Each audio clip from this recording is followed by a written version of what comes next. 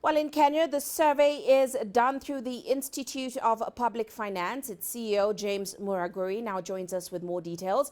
Great to have you on the show with us, sir. Now, of course, you acknowledge a few steps were made to improve transparency as well as the implementation and, of course, public oversight when it comes to Kenya's budget. But give us more insight into these steps and why certainly were they not enough to impact Kenya's ranking? Thank you very much, Uche, for having me this evening. And, I'm grateful for to share these insights with regards to the Open Budget Survey Kenya results for 2021. The Kenya results for 2021, while they remain stagnant, we acknowledge that some steps were taken, and these steps were included increased information with regards to what was in the documents. However, while we had increased information, the reason why this was not enough to impact Kenya's ranking, and unlike other countries, was because some documents, like what we call half-year report, is not consistent with global standards. And this is one document that has not met the threshold over the last few years. And so this impacted heavily on the rankings. And while in 2019 we had 117 countries and we ranked number 50, this year we had 120 countries, but we ranked number 53. So ideally, you'll see the numbers, the countries increased by 3, but our rank also went down by 3. That means, there's something that we need to do as a country, and this includes making this particular one document to meet the global standards.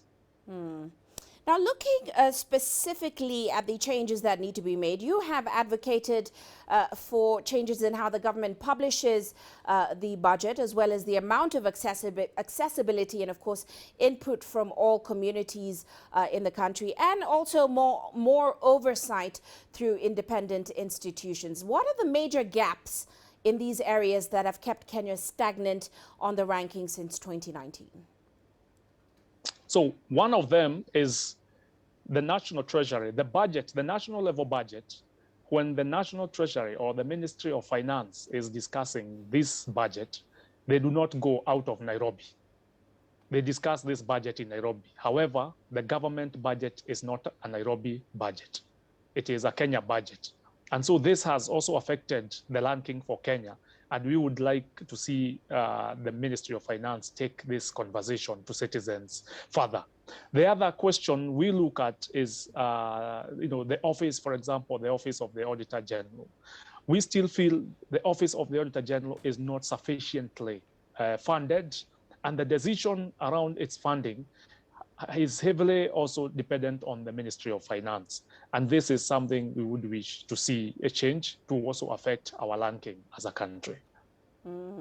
Now, what's interesting is that Kenya is also one of the first countries where we saw the studies being carried out on the subnational level. Give us some more insight into your findings on how county governments in Kenya are approaching transparency and oversight among some of the other issues.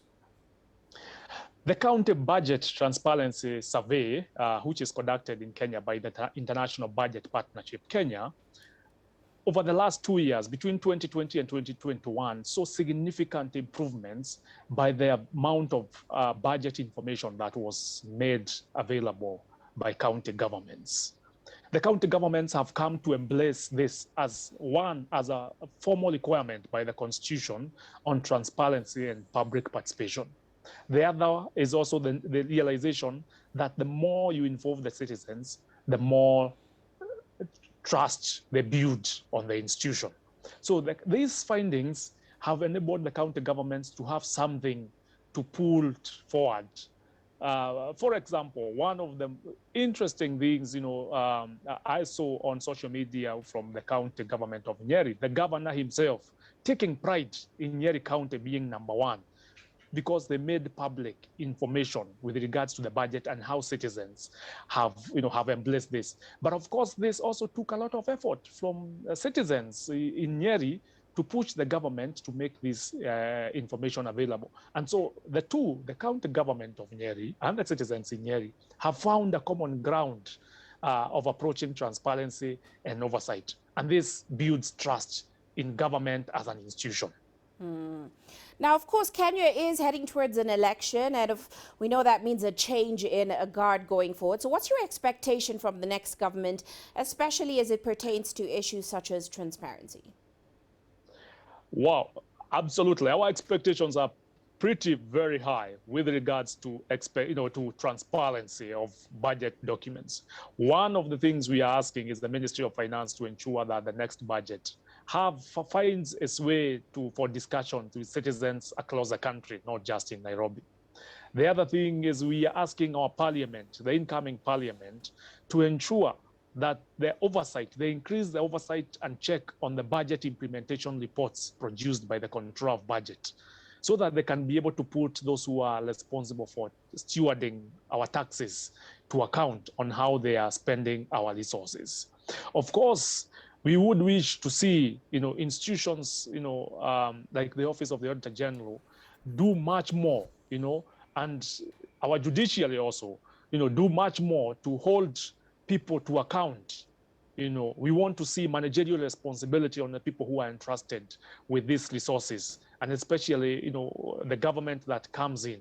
We want them to be able to hold people to account with regards to how they spend our taxes and how they make the information available on how they have spent the taxes clear to the citizens of this republic.